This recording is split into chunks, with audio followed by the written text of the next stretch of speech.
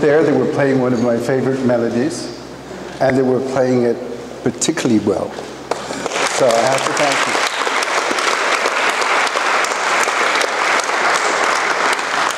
They also mostly played Viennese music, I think. And part of my family is Viennese. My father's from Vienna. So that's a bit of a presentation of the spirit I was brought up in, because there was a lot of that type of music at my home. So thank you very much. I'm also very happy to be able to speak about body psychotherapy with psychologists.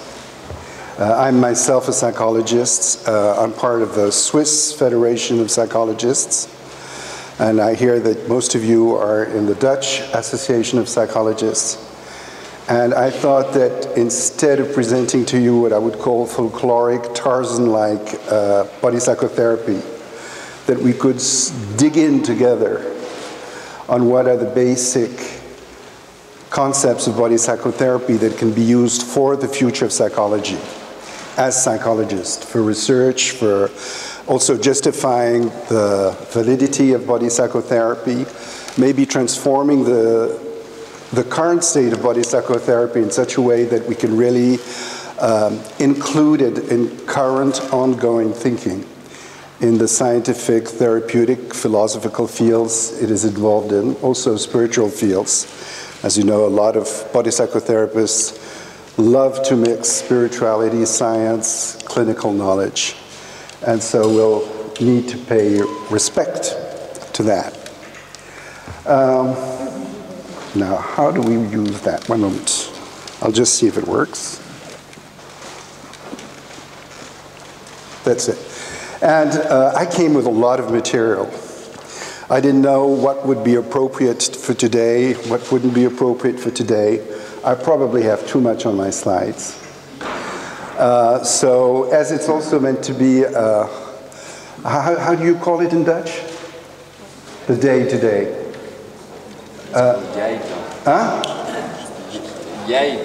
Jijdag day for you too. So I propose that I will advance through my material relatively leisurely. I won't maybe say everything that I plan to say, but I hope I will say it in a way that you can follow. This morning we will. I will talk mostly and advance in the material I prepared. And this afternoon, maybe we'll take some time for questions, for discussions, for critiques, and for proposals. I'll speak less and less, and I hope you will speak more and more, as this is important. In my plan, I won't follow the plan of my book. I'll try and give you a more recent material. My book is about 10 years old, in content-wise, as the English version is a translation of a French version. So I won't be following the exact historical chronology of the thinking that I followed in my book. Maybe some of you read it, and so I don't want to bore those of you who read it by repeating what's in the book. We'll look at small historical sequences around certain themes rather than just the whole history in one go.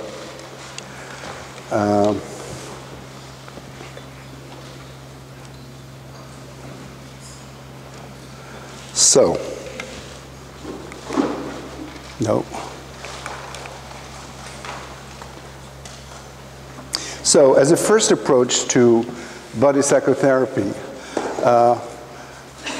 I will start with a very easy, simple definition.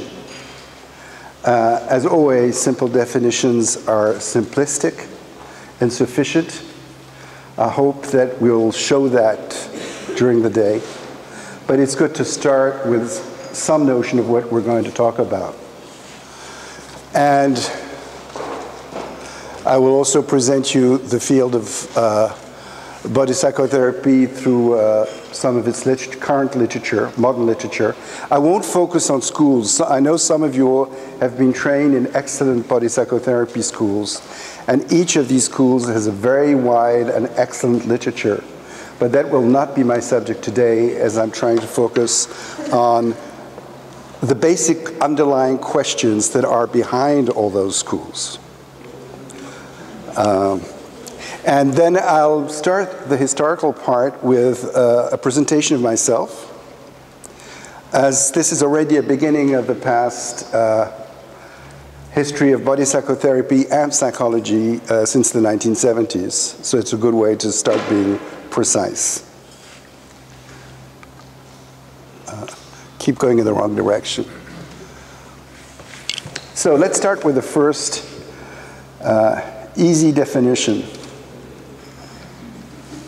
So body psychotherapy, first of all, is a psychotherapy. The important part of the word, especially if you want to be recognized, is the word psychotherapy.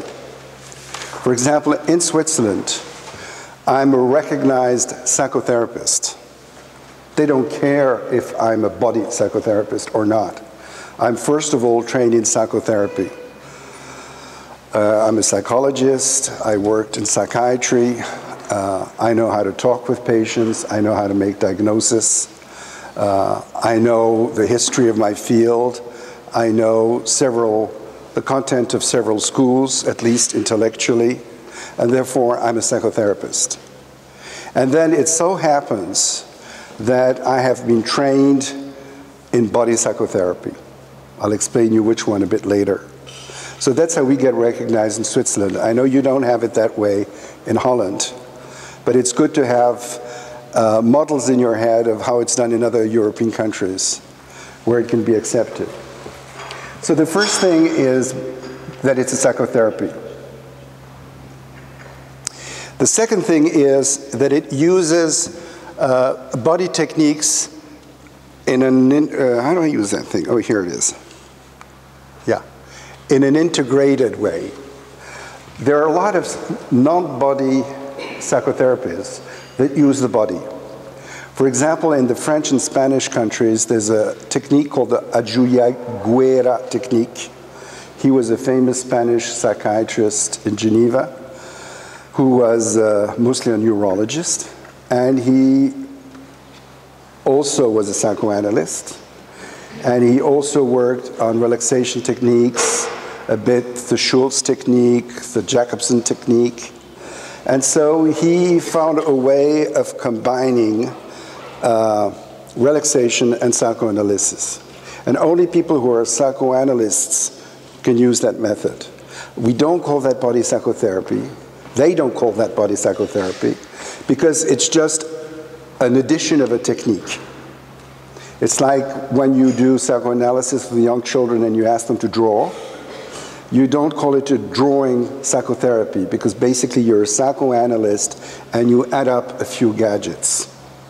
Well, when we're talking of body psychotherapy, the fact that we use the body is essential theoretically. It's integrated in our psychology. We need to have a psychological theory that explains why the body is important for psychotherapy.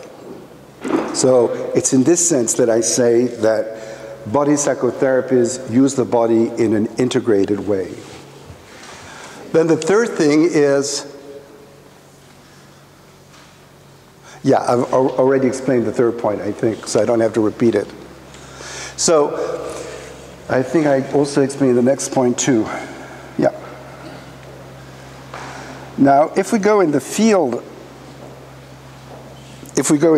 of, oh yeah, we still have those. So there's three basic assumptions. The first one is, I read you the text because I have nothing to add to it. It is assumed that the physical body of the patient is in constant interaction with psychological dynamics. They each influence the dynamics of the other and of what connects them. So we have three things, and I'll talk more of that later. But you have the mind, you have the representations, let's put it this way to simplify. You have body movements, And there are actually a multitude of connecting devices. And each influence the other. That is, if I, as in this computer, this is a computer program. Oops, sorry. This is a computer program. As you can see here, certain things in the mind will end up by moving the arm, and certain things in the arm can end up by moving something in the mind. So that's the first assumption about body psychotherapy. I think all techniques can relate to that. Then the second one is that the body is mainly at the surface of the organism. Yes, this is an important thing.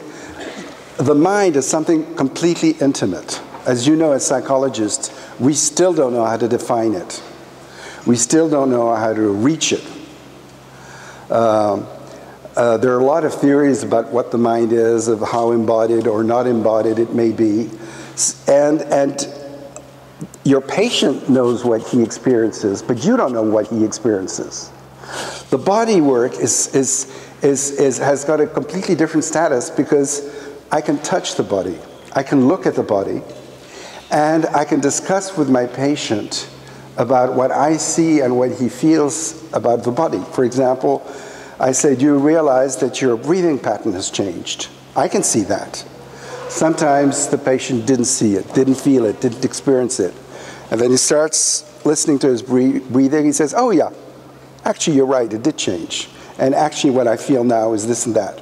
So what the body allows you to do, which is unique, the other thing being behavior. So body and behavior are two things that are immediately accessible to both psychotherapist and patient. And for that reason, it is particularly precious when you're doing clinical work. So here I gave you a small illustration of Alexander Lowen working with patients. It's very difficult to get photographs for ethical reasons. Like all the films I did in my research have been destroyed for ethical reasons. The third one, intervening on the patient through the body can allow a therapist to activate different psychological routines than those that can be activated by using nonverbal and verbal communication behaviors. I will come back to that. But the idea, which you also find in the mindfulness techniques that are very popular today, is that if I feel what I want to do while I'm moving my arms, I will have a different type of experience than if I make free association on what I would like to do. Or if I try and ground my feeling, I will experience exactly, we're talking of the same emotion, but I will experience it differently with different psychological routines. So this is a very important part, is that if you use one modality psychotherapist, you can only access a certain type of psychological routines, which may be the correct routines you need to for a particular case, person, pathology, or whatever. But in no way can you assume today, given what we know today in neurology, for example, that one mode of expression, for example, only verbal work, only body work, can access all the psychological routines that are available in a person. So using the body on top of vocal, using behavior on top of cognition and so on, allows you to access different parts of a person. And this is one of the reasons why body psychotherapy in some cases can be highly useful. And I think most body psychotherapists will relate to that.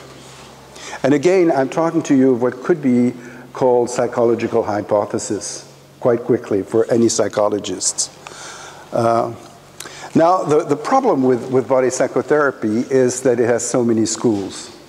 So for example, I cannot represent the whole of body psychotherapy. The more, I know that quite a few of you are body psychotherapists also, psychologists and body psychotherapists, and you will realize that I have biases. Biases, first of all, because I speak of what I know, and I haven't been able to experience all the forms of body psychotherapy that exists. I would be in complete chaos if I tried to. So, of course, the bias is my path, and I will tell you what my path was. But the truth is, for example, the European Association of Body Psychotherapy, of which I'm part of, and the president is Dutch, is that we have so many influences. There's just in psychology, if you see, there are, everybody's done a bit of systemics, Bateson style. Everybody has heard of Beck, at least I suppose a lot of you in this room have. Eric Berne, Sigmund Freud, Elsa Gindler, you probably don't know of, for most of you. I explained it in my book. She was a gymnastic teacher that had strong influence on the people Wilhelm Reich worked with. Carl Gustav Jung, there's a lot of Jungians among body psychotherapists.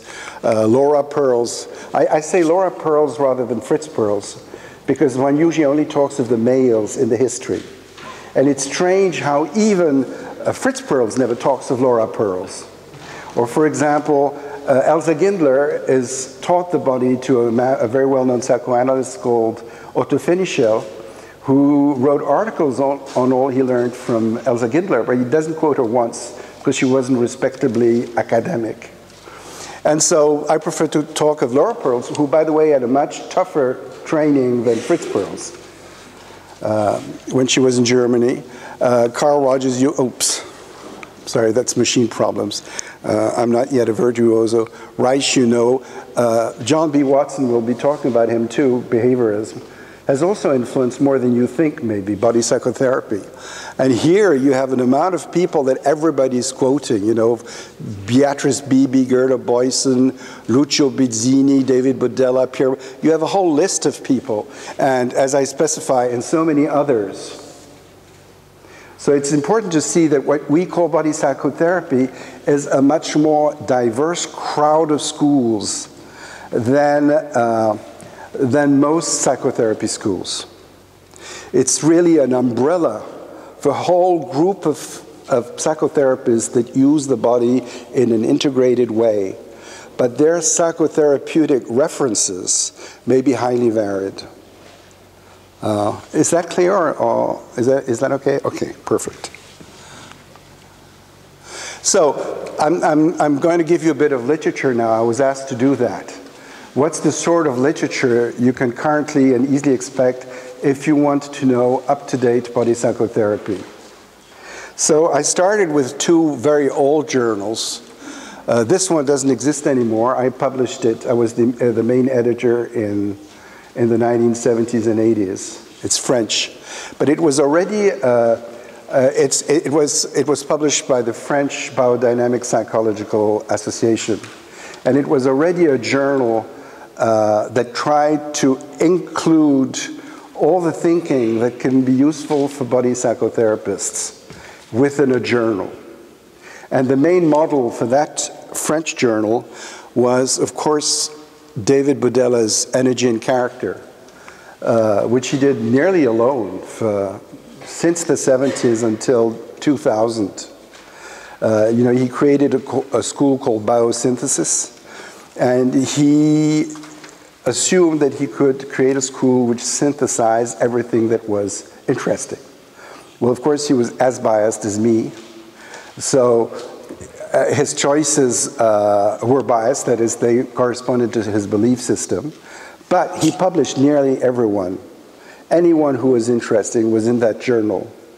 So if you find old numbers of Energy and Character, you will find 3/4 of the important authors of body psychotherapy in the 70s, 80s are published there.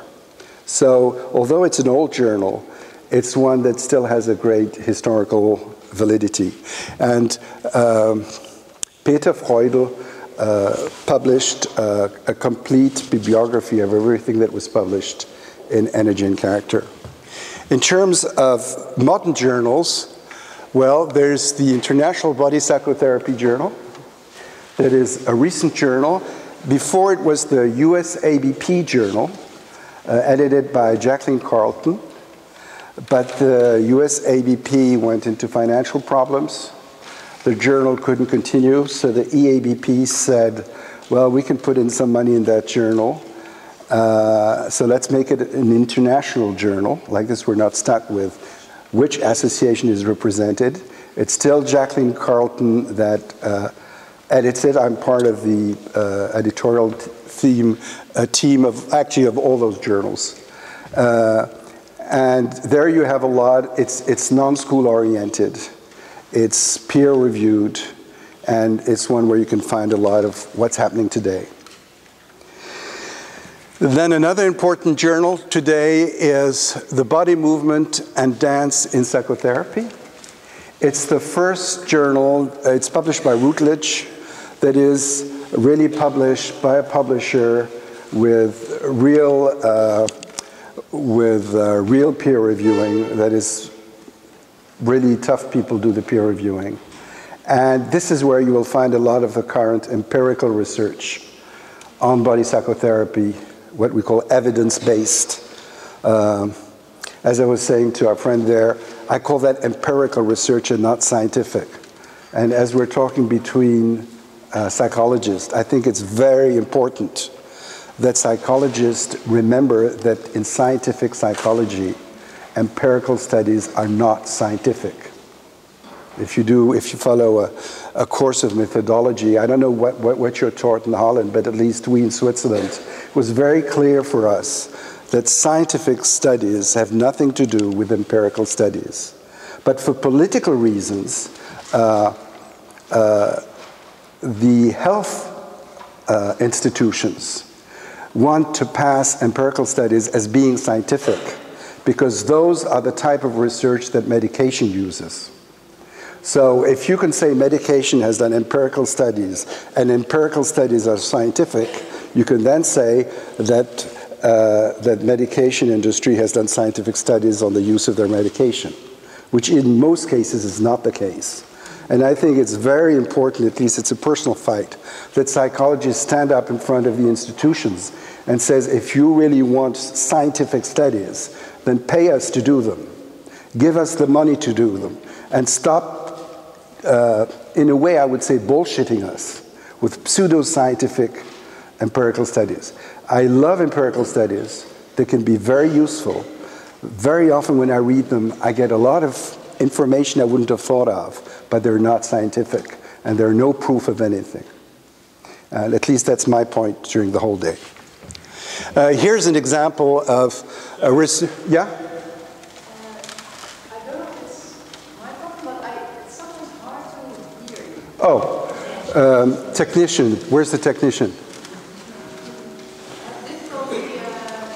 Yes, it's very good you say that. Where's the? Is there somebody who can help me to solve that problem? We can change the microphone in the pause, perhaps. Sorry, if I take off the microphone, do you hear me better or not? No. No. So if I put it like this, is it better? Okay. Even a bit more, like this? Okay, so thank you very much for warning us, because it would be stupid if everything I said wasn't heard. It would be useless, in fact. So one of the research persons published in Body Movement and Dance in Psychotherapy I want to talk to you a bit about is Frank Roerich, who's one of the scientists working at the EABP and in his university doing research on the validation, the empirical validation of body psychotherapy. And he's quite lucid that he's doing empirical, not scientific research. And he'd love to do scientific research if he could find the funding. And here's one of the, I think you all have the PowerPoint in your bag, so I don't need to read you the detail. Yes? A bit louder still?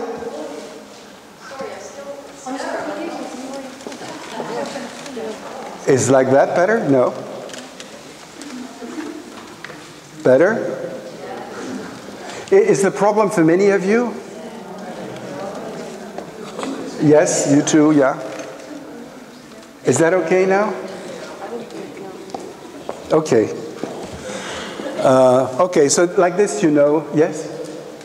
As it is going as you are going to use it for the whole day, could you maybe explain a little bit more what's non-scientific about empirical studies? Oh, I thought all psychologists knew that. That using questionnaires, for example, is poor data. Using statistics is a poor argument. While what I call, I will talk later, by the way, about what I call real scientific studies. Scientific studies for me means hard data that is not questionnaires, but observing what is actually happening in psychotherapy. And it means using hypothesis testing related to theory, so that when you have, you don't just say, this is better. Well, actually, this is a long argument. I don't think I'll go into it right now.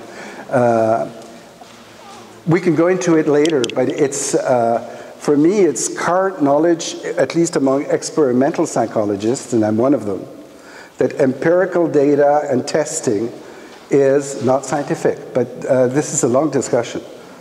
I think many of us are trained in the 80s, and then empirical studies was the thing for being scientific. Well, not in Switzerland. And when I'll talk of my training, I can say a bit more about that. And I'll give an example.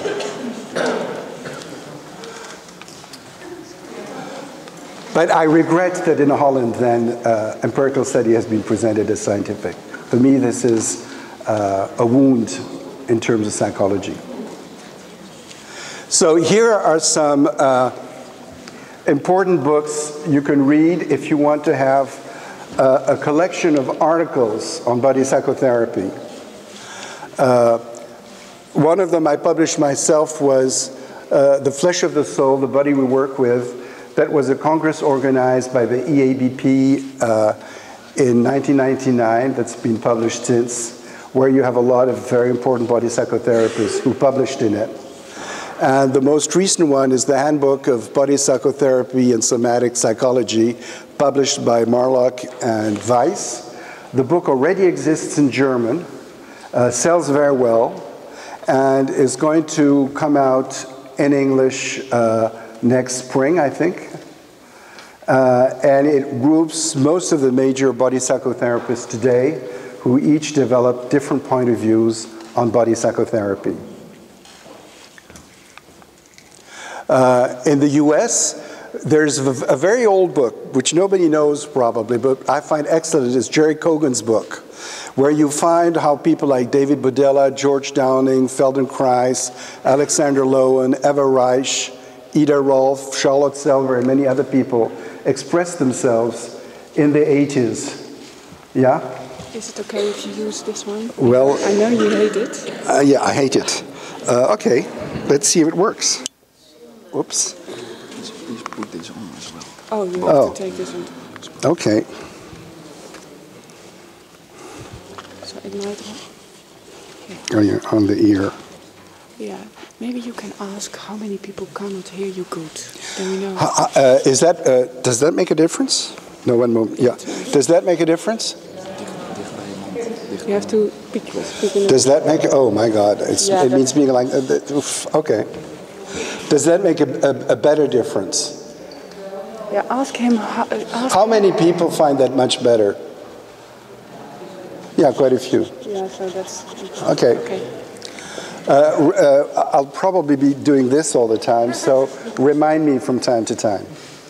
The other book is Getting in Touch by Christine Caldwell, which also gives you a whole list of US psychotherapists, I would say, who were very popular in the 80s and in the 90s, like the Hakomi School, Pat Ogden, and people like that. So those are books that are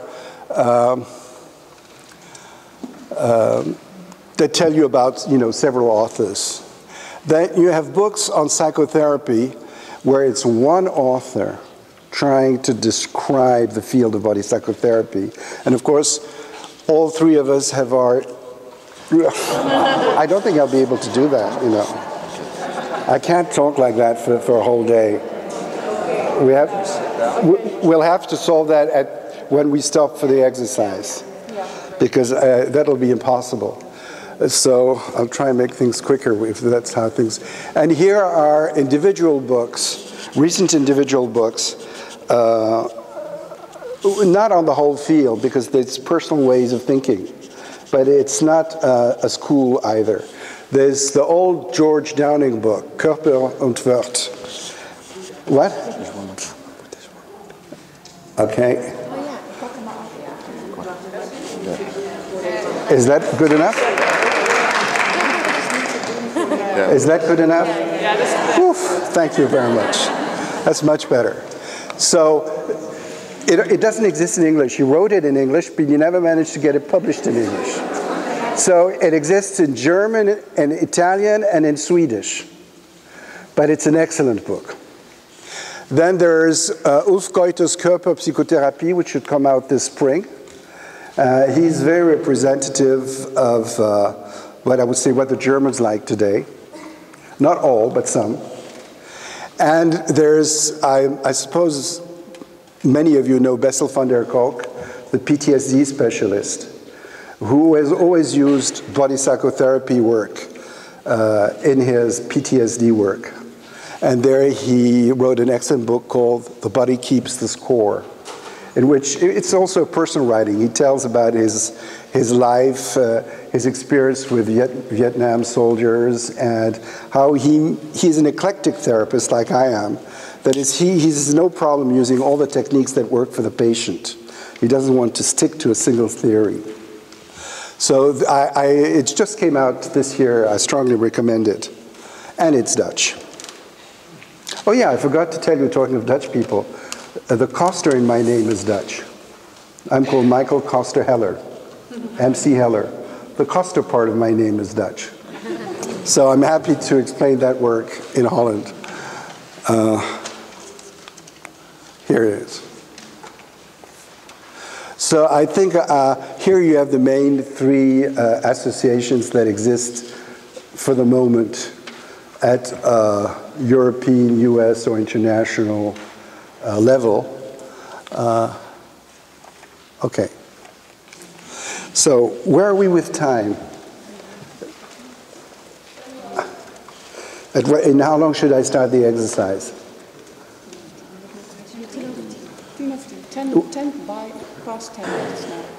So in 10 minutes, I have 5 minutes. So I'll just start with that a bit, and then I'll take it up after the exercise. Okay? So my basic training was in Piaget's scientific psychology, to start of where I learned about what scientific research in psychology was and what scientific methodology was with Piaget, where the body was immediately there, because his schema theory is that you learn by doing. Actually, you learn by playing, by having fun, by interacting with objects, and your organism learns to interact in an increasingly efficient way with toys, games, tasks, and slowly a form of what he called intelligence develops through movement, sensory motor, activation, and so on. So that was, I found this, do you hear me still or not? Okay. I found that excellent summary in a website done by Joanna Lorenzano. I don't know anything about her, but I found that small picture very useful to show the mix between thinking and moving, and how one cannot exist without the other. And then I specialized in nonverbal behavior analysis. And I did my PhD on that. For my PhD, I used two coding systems. That was part of the thesis. One is the typical physiotherapist, in this case that's Rolfing, way of reading body language, how are things aligned with each other in the gravity field. And at the other extreme, you have the nonverbal coding systems, which code each part of the body independently from each other without caring about body structure.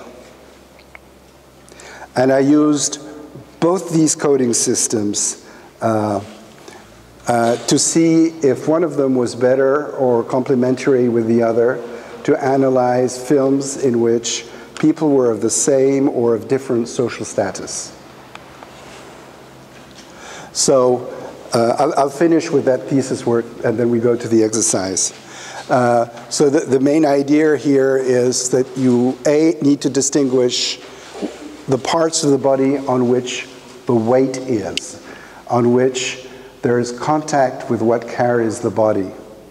So I can see here some people have the back contacting the chair, some people don't have the back contacting the chair. Some people have 1 foot contacting the floor, some people have 2 feet contacting the floor. Me and the technicians, we seem to stand up. We just have the feet touching the core. So this I call base structure. And base structure is long-term goals. For example, the fact that you sit here, that I stand here, is a long-term goal for today. It structures the situation. Then you have a very important thing, which is self-contact. And self-contact is not just anxious movements, as you see there. For example, in this case, the spine doesn't need to carry the head, because the weight of the head passes through the arms to the base posture. And I think I was the first one who discovered that autocontact is about 50% of your nonverbal behavior. It's a completely unstudied part of nonverbal behavior. And it's usually just relegated to signs of anxiety, as if it had no other function. Since then, about 20 years ago, Beatrice Beebe in her coding system found that self-regulation, what she calls, coded as self-contact, is also a highly important aspect of behavior, which is not included in body psychotherapy as it is usually taught, or just a bit, and usually only with cliches. And then you have what is very low here, because he doesn't want to communicate with other people. He wants to show to other people he needs to be left alone to think, is what you call surface of posture, which is very big here, of course, which is all that part of me that is not putting weight and that is not autocontact. It's all open for discussion, for communicating with others.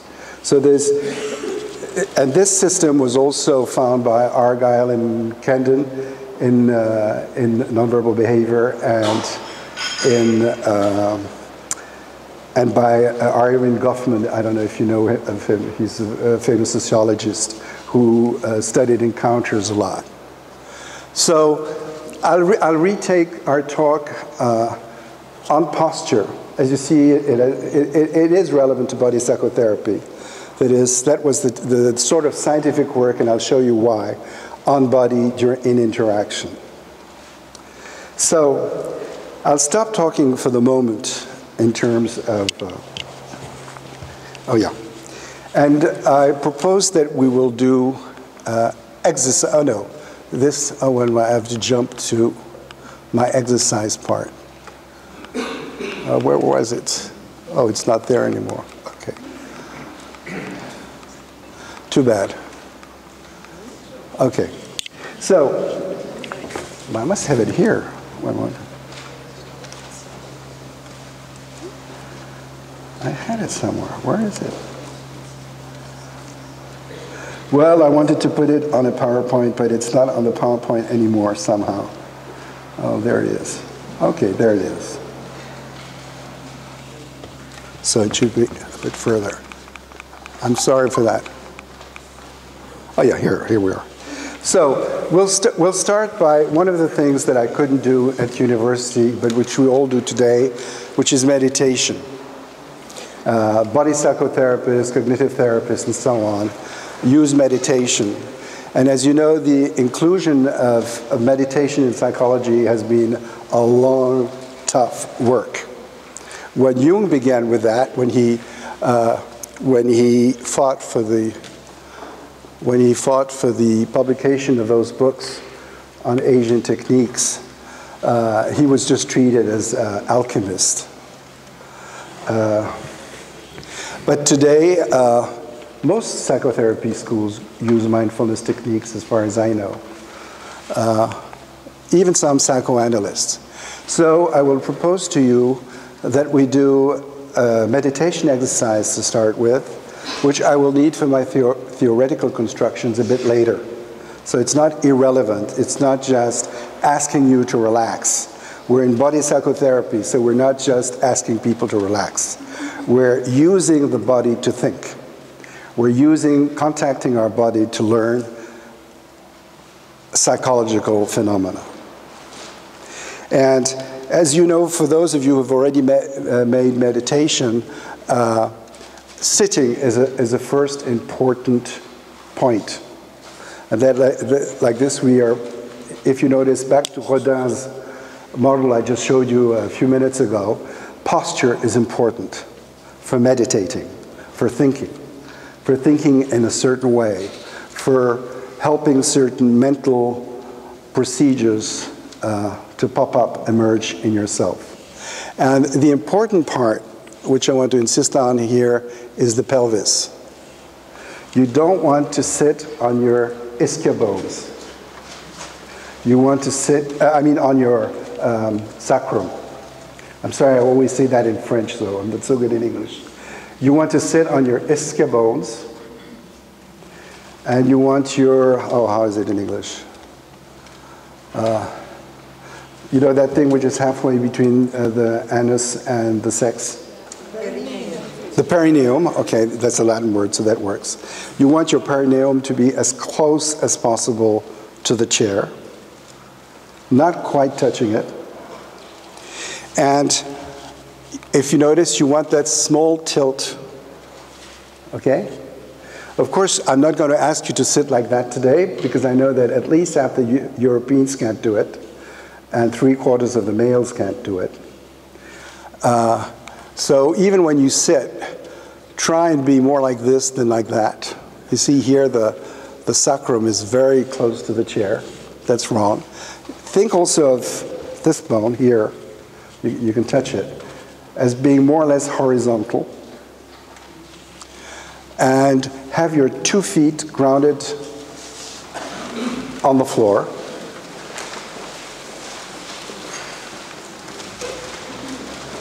So, and I'm going to give you a meditation sentence, which is breathing in, I'm aware of my whole body. Breathing out, I'm aware of my whole body. Which is a formulation I took from Thich Nhat Hanh, who's a Vietnamese Zen Buddhist, teaching mindfulness. But in many mindfulness techniques, you will have a similar sentence.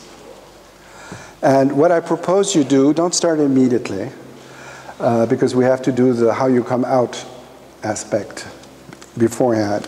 I will ask you to just meditate on that sentence for 10 minutes. And then when you come out, I remind you in meditation, you pass from parasympathetic to sympathetic. So you can't just wake up or you do yourself harm. You take a few minutes at least before you start emerging, and you explore that moment of transition. And maybe you decide already now who are the 2 or 3 persons you're going to talk. It can be your neighbors, but ideally, you can stay alone if you want to be alone, but ideally, it would be good if you're a groups of 2, 3 people who can then talk. And I will ask you to, I will remind you, by the way, I will ask you to note down on a piece of paper or on your telephone or something how you experience your awareness, how you experience your breathing, and how you experience your body. And maybe you can clear that up with the 2 or 3 people you're going to speak with. And then there'll be a gong, I think. And I don't know, you will see how things happen. I think somebody will come and speak to you from the association, and then you can have drinks, and then we start again. Is that okay? So we start with that sentence. Now you can go in the meditation.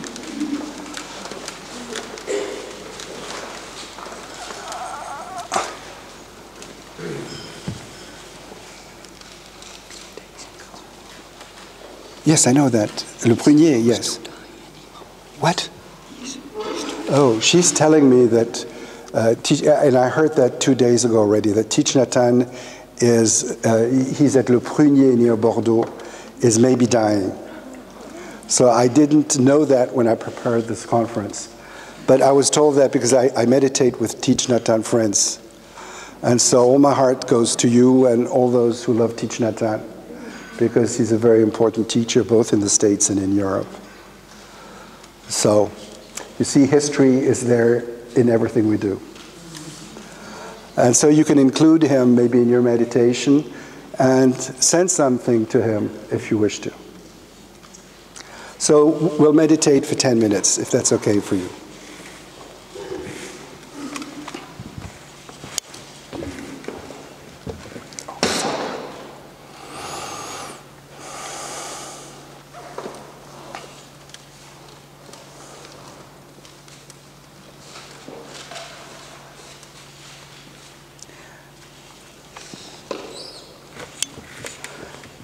I forgot my phone in my coat. Can you tell me when the 10 minutes are finished? Yes. Thank you.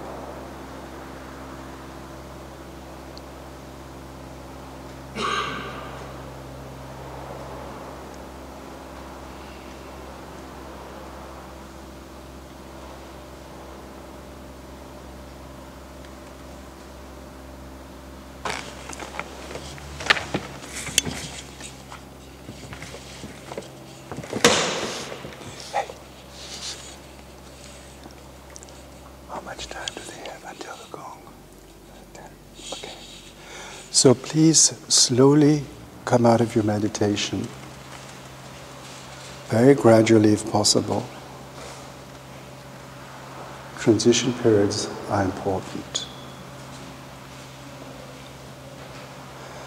And think that maybe you can join with 2 or 3 people around you. And note down for later your answer to the 3 questions which are on the PowerPoint.